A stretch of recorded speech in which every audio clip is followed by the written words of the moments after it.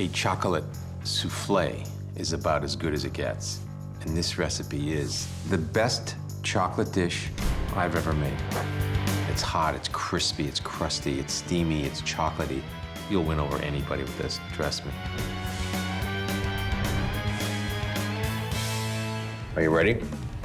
First of all, to make souffles really good, you have to know what you're doing technique-wise. Preparation. Souffles require preparation. Egg whites at a proper temperature, chocolate at a proper temperature, oven at a proper temperature, mold properly buttered and sugared. If you got those 4 things down, you pretty much are on your way to making a perfect souffle. So, egg whites go into the mixer. Half tablespoon of tartaric acid, which is crema tartar. It helps with the souffle rising. And I get a little sugar in the white. You don't want it too sweet because it'll get overwhelming. Now your chocolate. I use a 60-70% Valrhona semi-sweet chocolate. Put it in a bowl. Take 1 cup of butter. And you warm it very gradually over a double boiler, not too hot. And when it melts, you take it off the fire. You let it sit for a few minutes until it's just slightly warm. Then you whip in one at a time your egg yolks. Yeah. And the reason being is you don't want to scramble them.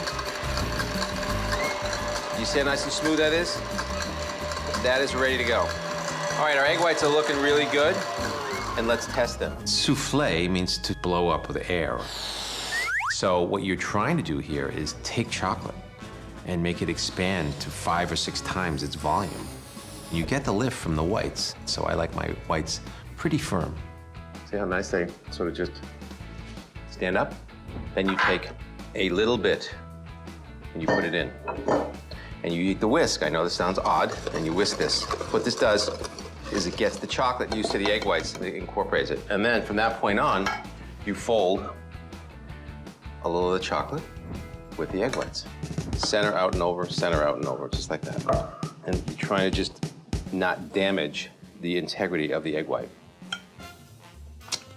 God, that's good. So we are gonna just liberally butter our ramekins. We're gonna take some sugar, and there's no measured sugar here, just pour some sugar, about a tablespoon.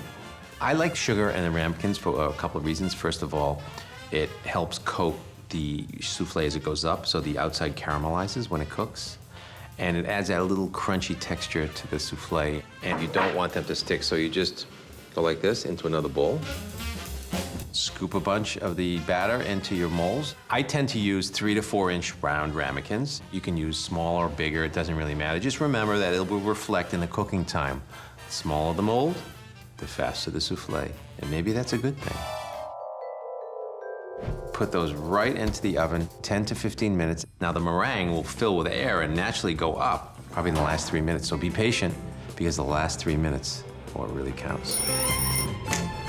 So I like to dust this with a little powdered sugar and just the smallest amount of whipped cream possible. Maybe not. And then you eat it.